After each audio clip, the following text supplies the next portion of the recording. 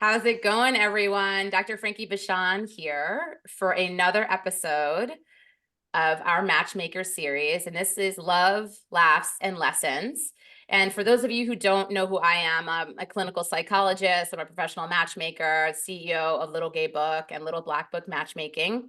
That's been around for 15 years. And I'm also a board certified sex therapist. So we talk about all sorts of things on our podcast, but right now we're focused on featuring amazing matchmakers all over the world. And we have an amazing guest today who will be introduced shortly, but I would like to hand it over to Denise Ray, who is my co-host. Yep. So hello, everyone. Welcome back. My name is Denise Ray, and I am the client service director at Little Gay Book and a matchmaker and relationship coach. And I'm super excited to be sitting here with Dr. Frankie and Trenia Norford-Johnson. Trenia is a true believer in the power of love. Her journey towards becoming a professional matchmaker began during her college internship with talk shows, and I'm sure she's going to share some of that info because we're excited to know. Her passion for helping people find happiness has only grown since then. With a career that spans from publishing to banking, Trinia's diverse experiences have uniquely equipped her to excel in the world of matchmaking. In 2009, Trenia married her best friend, and after a decade-long friendship, their love story includes a move to Windy City, of course, Chicago, right? And then I hear now she's in Florida. But in Chicago, the birth of Connectricity came about, and that was about 2012. Am I saying that right? Yes, perfect. For Trenia, Connectricity is not just a business, but a calling of a way to professionally do what she's already been doing for years among friends, and that is bringing truly amazing people together. So Trenia, welcome, and tell us your origin story. Like, we want to know, from talk shows to matchmaking and all the in between. For sure. First of all, Frankie, Denise, thank you so much for having me. I appreciate it. This is going to be exciting. I'm going to talk about all things love with fellow matchmakers. So I'm really excited and looking forward to this. So I started, my background is in marketing and sales with, the banking industry and also in publishing. And in 2011, I decided to start my company, Connectricity, simply because I just had a baby and I was tired of, being this corporate girl, working these super long hours and then only to come home to a sleepy baby, right? So I wanted to have a nice work-life balance. And, thinking of, I had like this, I guess, self-reflection. What do I want to do? What can I do at like 12 o'clock in the morning and not feel like I'm working? And so matchmaking was the thought that came up. And it was something that I would do as a hobby, as a love for friends and just people that I would meet. So why not turn that into a business? And Connectricity was born, in 2012. And, since then, it's, building Connectricity, I'd have networking events and, just different parties, single, speed dating events, and just to grow my database. Because as you guys know, your database is your baby. That's your business. So I'd have all these networking events and these speed dating events to grow my database. And, since then, I've just grown my database to have singles in my database from all over the country. Nice. Yep. Yeah. Do you take on clients all over? I take on clients from select cities. And I'll tell you why. Because I've moved around a lot, originally from New York, but I've lived in Chicago. I'm in Florida now. And I lived in Connecticut. I'm dating my husband while he was in Texas for a little bit. So I have networks in those cities that I just named, the states that I just named. And so I will take on clients from those cities simply because of the networks that I have. Sure. People also relocate. Yes. So I'll take on, and I will take them on if they're open to meeting people nationwide. So that's the key. Mm-hmm. Yeah. So your clients have to be open to meeting people outside of their cities, states, potentially. long distance dating initially, which is a very common question that we get, which is like, what do you recommend in terms of how long should I date this person? Should I be open to long distance? And what's a reasonable amount of time before we relocate? Yeah. Yeah. That is definitely that. Maybe that's what makes me stand out from other matchmakers. I do encourage long distance dating. I will only take someone on if they are open to to a nationwide search. My relationship started as a long distance relationship. So not only, do I encourage it, I am a product of long distance relationship. So I love it, and I think it works.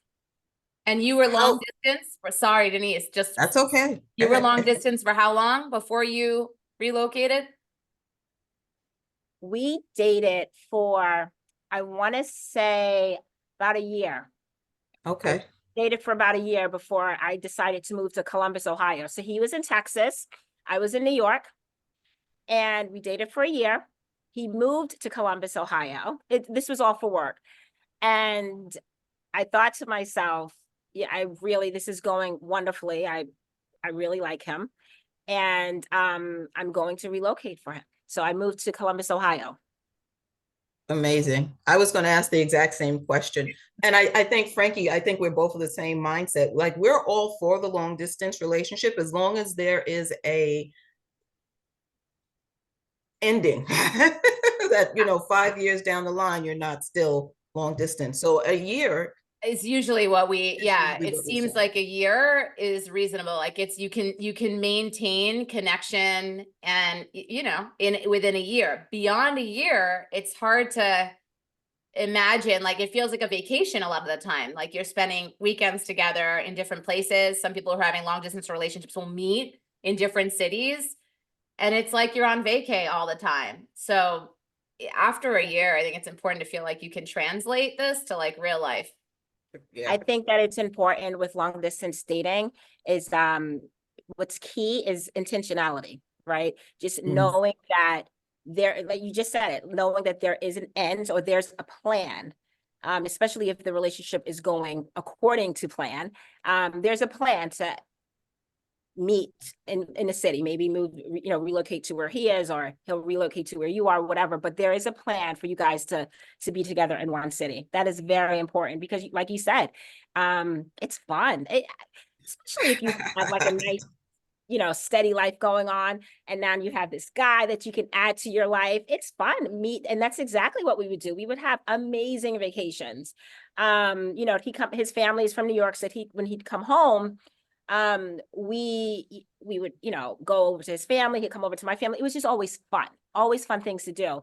And then when we lived together, that's when we learned about each other.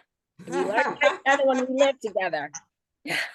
That was the test. So I would say definitely, a year is, I think a year is good enough.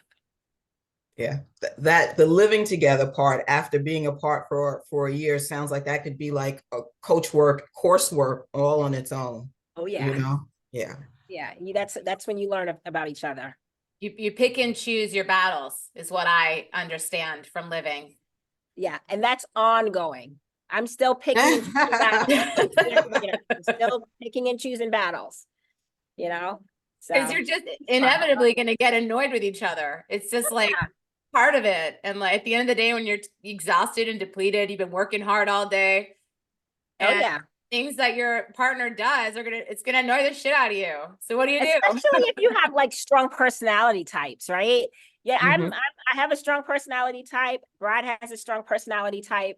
And sometimes my kids, they're like, it's funny now, but my kids, especially my 8-year-old, he'll say, hey, can you just get along? But it's funny because he's just like, can you just get along? But we're just passionately expressing ourselves. We're not arguing, but the voices may raise a little bit, but we're just passionately expressing ourselves, right? Because we both have strong personalities. And so my kids are like, can you just get along? How about that? So it's funny. And we start laughing because we're like, maybe our voices are a little too high. Our kids keep us in check. Yes, yes. They certainly do. Yeah, they certainly do. Yeah. So tell us about your ideal client. So we know they should be open to relocation. What else? I would say the number one thing, I mean, that's a prerequisite, but the number one thing for an ideal client, and I'm going to go out on a limb and say that I'm speaking for every matchmaker in the world, that they're coachable. That's very important. They got to be coachable. Finding love for someone, finding their person, whoever that person is, that's a hard job. And it's a job that I love doing, but I want to be able to work with someone who appreciates the fact that this is not an easy job, but then also understand that the reason why they are where they are in life is because whatever they were doing before wasn't working, right? So let's kind of find out where you are today. Let's learn from your past experiences, find out where you are today and where you want to be. That is super important because in order, self-awareness, goals, all of that is a nice foundation, or a nice, healthy, solid foundation for a really good relationship.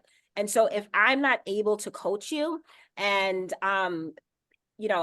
position you in a place where you're not self-sabotaging, because I will find someone for you. I'm confident that I will. But if you are not going to allow me to position you so that you're not self-sabotaging a relationship that I'm going to introduce to you, then I don't know if we're right for each other. Yeah. And Yeah. how do you assess that? Do you just ask directly? Like, You can tell by it just the character, right? So there's questions. So during the consultation part of the process, you get it's my opportunity to interview you as much as it is your opportunity to interview me. And I can tell from the consultation call if someone is going to be an ideal client for me or not. And I'll give you an example. Was about 2 weeks ago, I was talking to a young lady, and on paper, perfect. I'm like, I like this. Like, this is going to be a nice, easy consultation, possibly a client. And she got on the phone, and every single thing out of her mouth was, I don't want, I'm not going to do, I can't, I refuse. This is who I am. This is what I want. You know what I mean? It was that level of negativity. I have no space in my life for negativity. I just can't.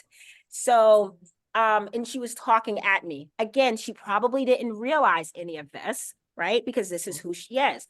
But the fact that she was like talking at me and telling me what she doesn't want, to me, and maybe I was quickly judging, I don't know, but to me, that's not a coachable person. Right? Or it's going to be hard to come across and just let her know, let's try it this way, because she's already like just coming at me like, I don't want this. I've done this before. I'm not going to do it again. That's not going to work for me. Yeah, makes sense.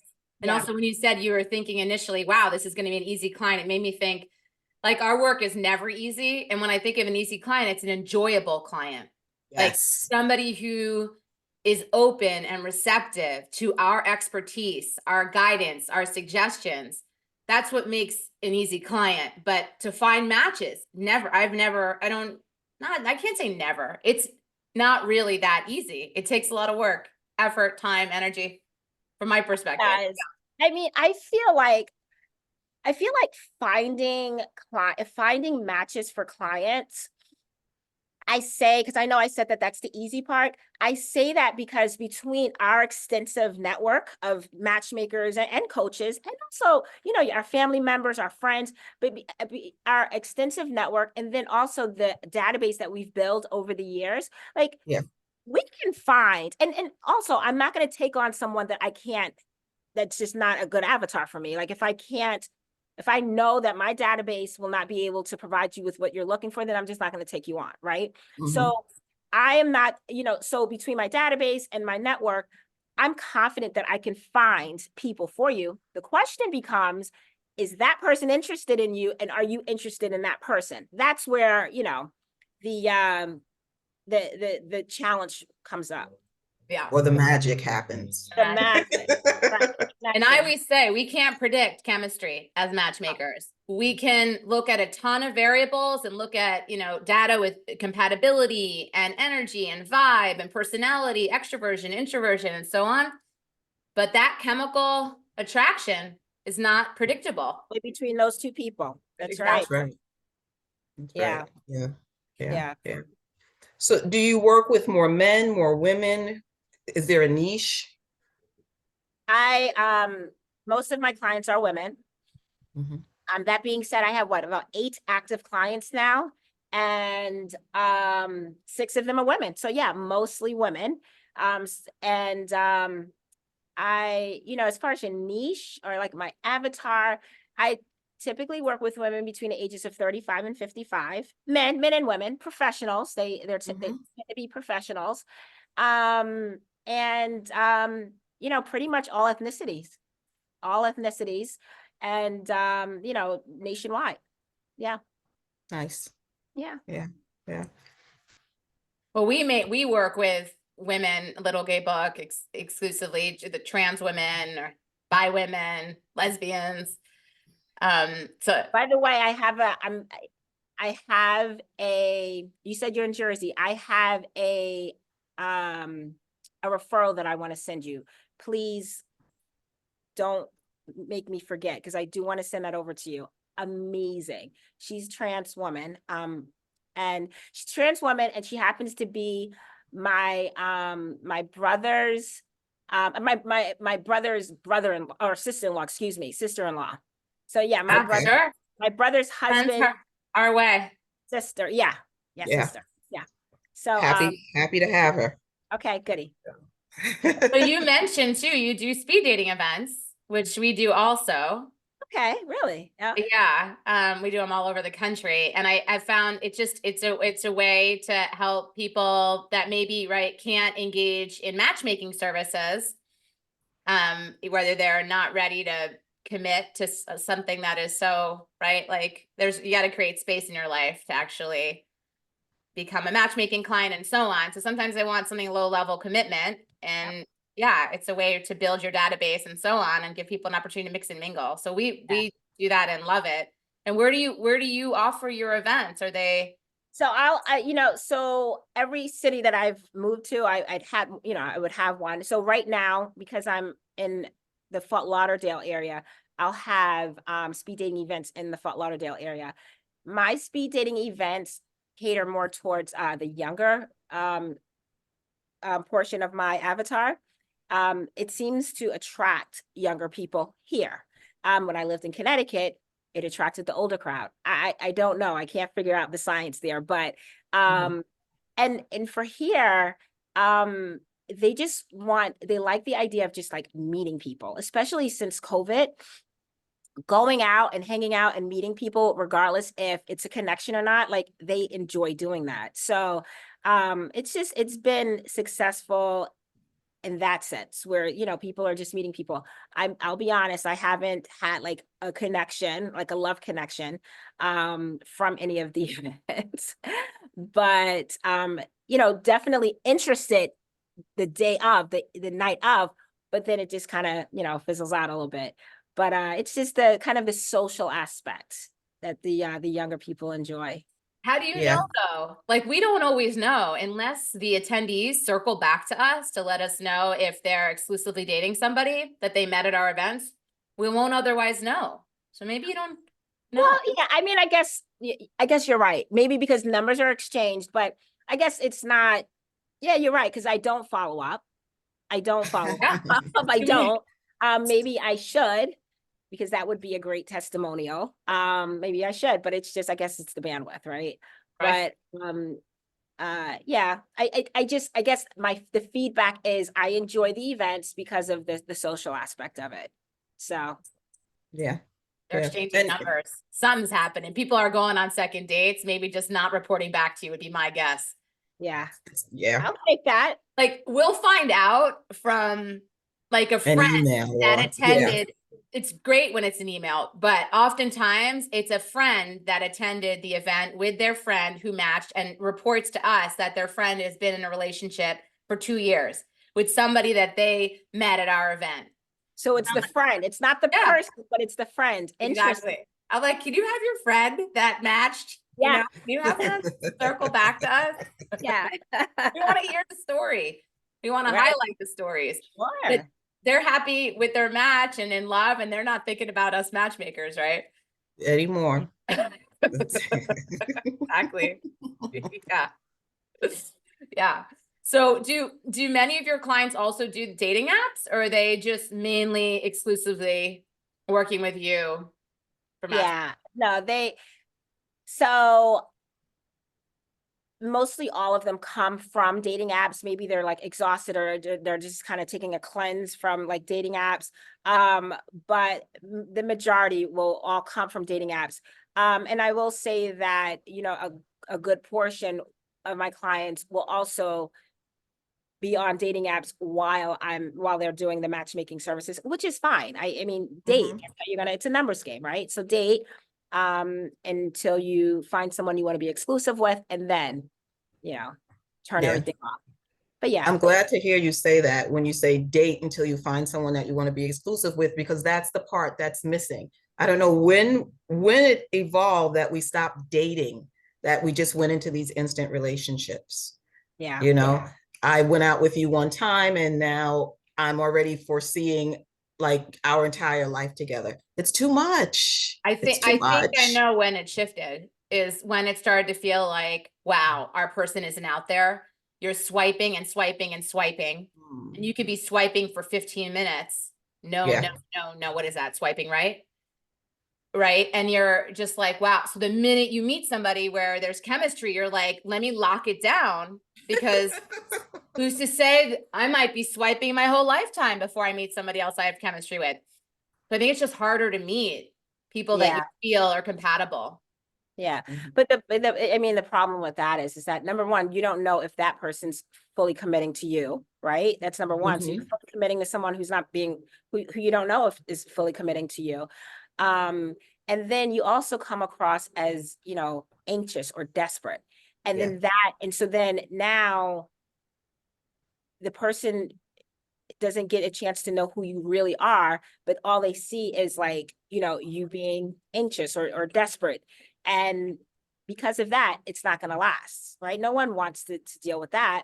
So, you know, the more you date, the more you meet people, the more confident you become, the more attractive you become, and the more you'll be able to see who you align with, you know, your core values, who you align with, and who you can potentially be in a relationship with. So, you know, it's not fun. It isn't. I understand completely. It's an emotional roller coaster. But if it's something that you are, you know, really committed to, very intentional about, you, and also look at it as meeting new people.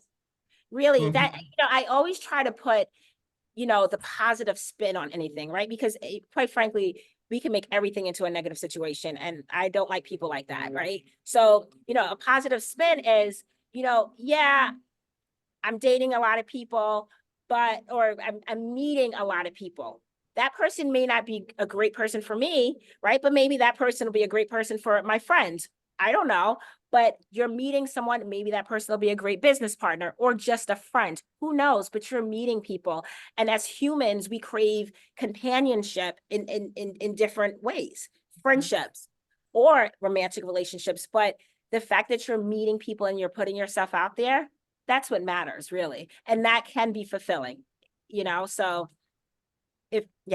should we just assume that if we're dating somebody that they know that we're dating other people? Because that comes up too. It's like, and I don't know if this is something that it comes up more with women that are dating women, where they tend to get more uncomfortable than men, for example, dating more than one person. Uncomfortable or comfortable? They're uncomfortable dating more than one person, because they'll say to me, you know, well, do I need to let her know that I'm dating, or is it already assumed we met, right? We met through you, or we met on a dating app. Should we just assume until the conversation comes up, until somebody brings it up, that we're dating other people? I would say yes. I would say yeah. I mean, because it's better to be it's better to assume that than not to assume that, because then your feelings will get hurt, right? And then also, just never assume anything until it's said. Like, if you're feeling very strong about this person and you want to be exclusive, I am also 100% okay with you being the assertive one and saying, hey, I really like you. I love spending time with you. I'm not sure if you're dating other people right now, but I would like us to kind of just date each other and see where it goes. Are you just us, date each other exclusively and see where it goes? How do you feel about that? Okay, what if it's date number 2? Oh, I think that's too soon. Let's clarify. No, that's no. I think that's way too soon. So what's the time frame before you have remember the talk, right? What's the time frame before you think people should have that talk? Yeah, that would be the next logical question, right? I'm not, no, but here's the thing, guys. I don't think that that's like a black and white answer. I think that it's more of depending on the story. Everyone has a unique story, right? Some people are, prime example. I have a couple that went out this weekend. I mean, can't make this up. She's in her 60s. She's in her 60s and he's in his early 70s, but they look amazing. Anyway, they went out this weekend and they literally, that was, Monday was Martin Luther King's Day. So I spoke to her Tuesday. Both of them put their contracts on hold. They want to date exclusively. Who am I to say, oh my God, that's too soon? They spent the entire weekend together, and no sex, but they spent the whole weekend together, and they want to date exclusively to see where it goes. Who am I to say? No, okay, you know what? Age matters here. I gotta, and that's the point that I'm trying to make. Age matters. They're both divorcees, right? They've had life experiences. They're older. They want companionship. They want partnership. Now, if we take that same scenario and apply it to someone who's in their 30s, that's where I cringe a little bit. That's frigid. Yeah, that's too soon. And I would just strongly encourage or suggest to date other people, but you still will end up doing what you want to do. So it really just depends on the story, Denise. It does. Yeah, absolutely. Yeah. Absolutely. Yeah. There are no rules. So I guess the moral of this story is there are no rules, right? Right. You have to be adaptable and intentional about what you're doing and who you're doing it with. Yeah. And there's nuance. Everybody's and there's nuance. That's nuance. Right. There you go. That's right. Yeah. Like they're in their late 60s, early 70s. They don't got, I mean, who knows? We don't really know if anybody has more time. Outlive us. But no, but yeah, it's just, it's age, it's experience for sure. Yeah. Yeah. That's so sweet. I always say, like, love can happen at any age. So the fact that you matched a couple in their late 60s, early 70s is fantastic. And it gives people hope that are wanting to have a relationship and they're older. So they should definitely reach out to us, because the Golden Bachelor, right? Did you guys, I don't know. I loved it. Yes, same here. But what I loved most about it is the fact that it's giving so many people in that age group hope. Yeah. That's, I mean, and that's, that's great. Like they're giving them so much hope. And I love that. And you should, listen, as long as you're breathing and you're living, you should, you should seek out love. Like you should. Why? But you're touching on something else I think that we should talk about for a couple of minutes, just as like self-care. Like those women on Golden Bachelor take care of themselves. They're physically active. You can tell in the way they move their body. They're taking care of their skin. They're taking care of their hair. Yeah. They're feeling good. They were owning it.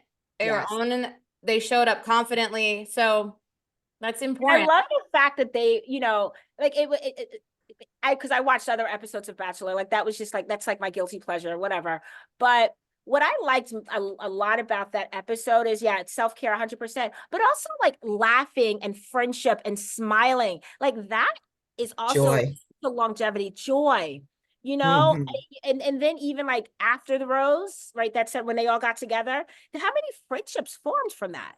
You know, I didn't get a chance to see, you know, the wedding and all that, but I read about it, and like, you know, some of them were there and they're actually friends, you know, like that's Amazing. awesome. Absolutely. You know, that's awesome. So, you know, taking care of yourself includes, you know, being around people that can encourage laughter and Yes. happiness, joyfulness. That's Yes. very important.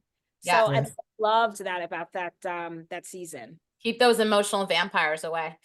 That's right. Yeah.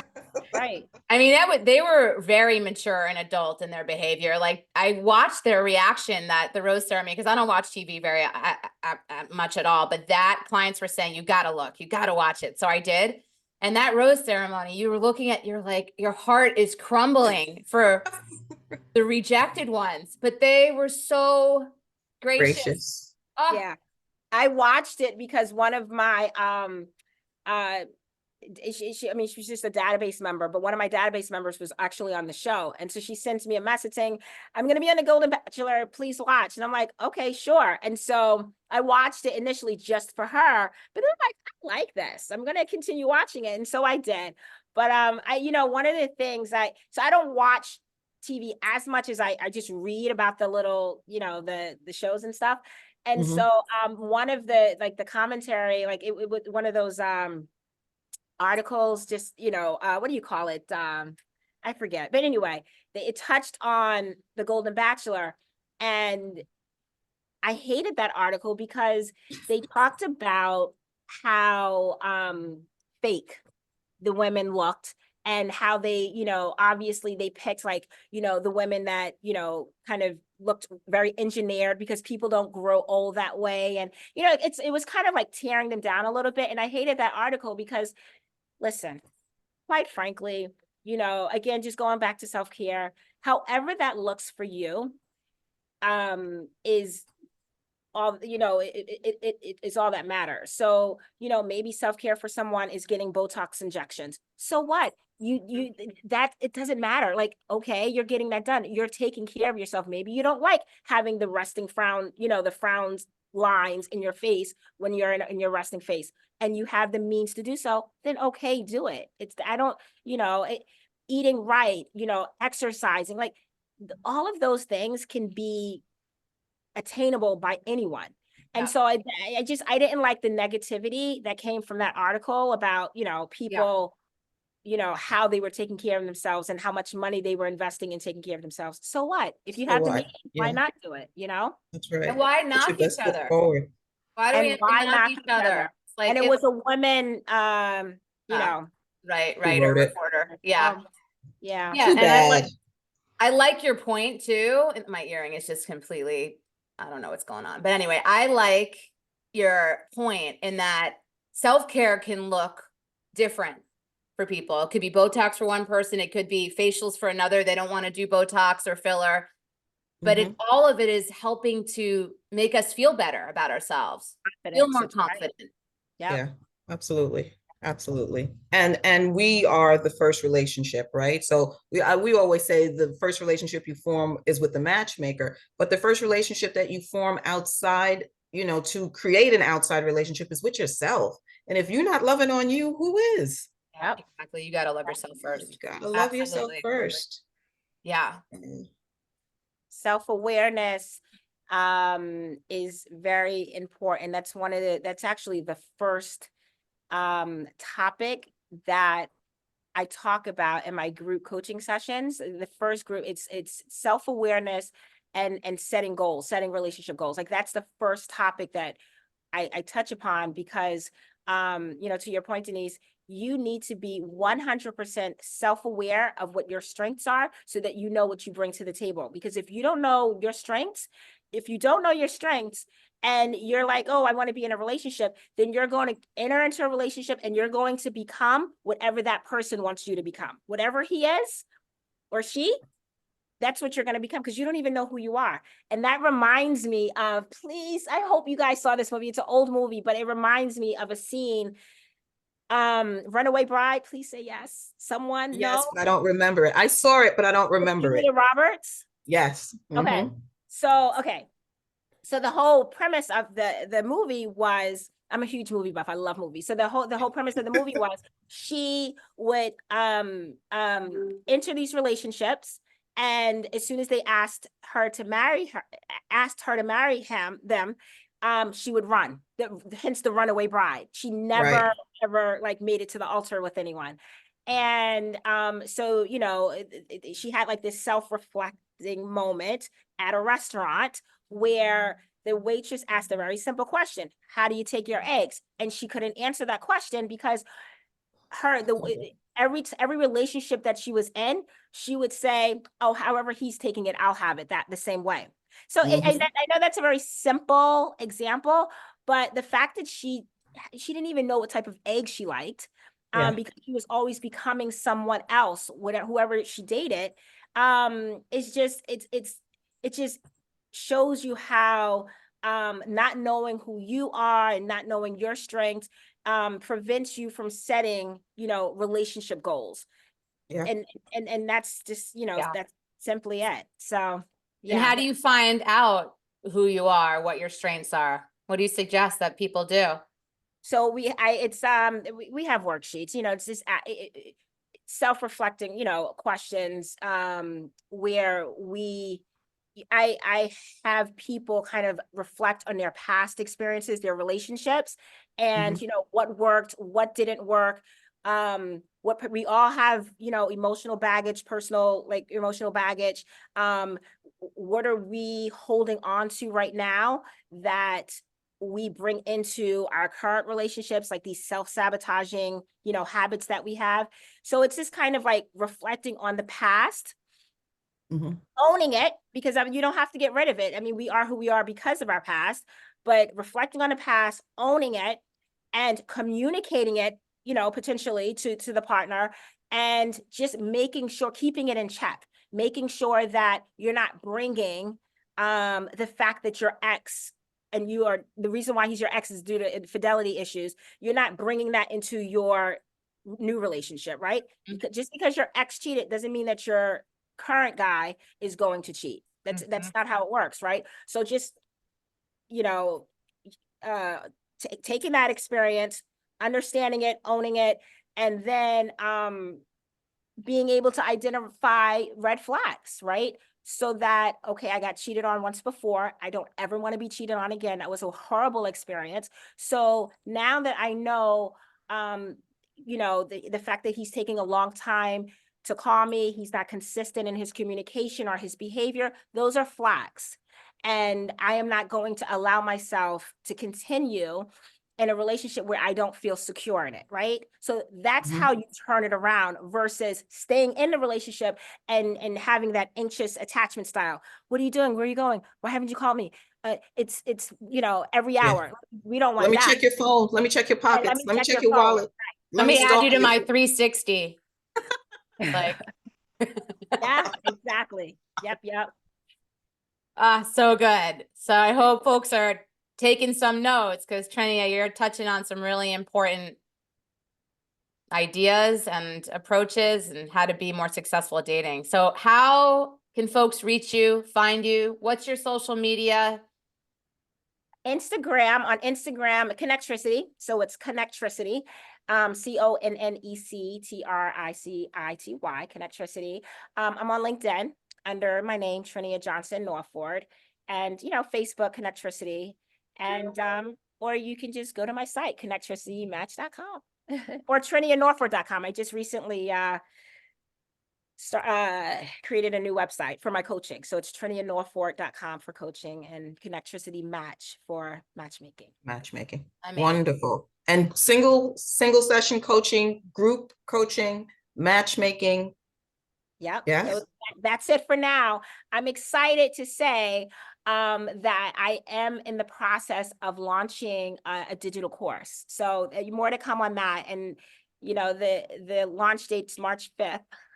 So Coming up fast. Yes, it is. Yes, it is. So hopefully I won't have to push that date out a little bit, but so I'm excited about that as well. Yeah. Well, congratulations. Amazing. And one last question. Can folks get into a free database? If so, where? 100%. And so if you were to go to connectricitymatch.com, you'll see if I'm a lady or if I'm a man, you enter into those, pages, and then you can sign up for to be in my database for free. Excellent. Wonderful. Yeah. Trenia, thank you for spending time with us. No problem. so Thank you good. for Good having me. stuff. It was fun. All right, everyone. We'll see you next time. Thanks for tuning in. Bye. Ciao for now. Bye.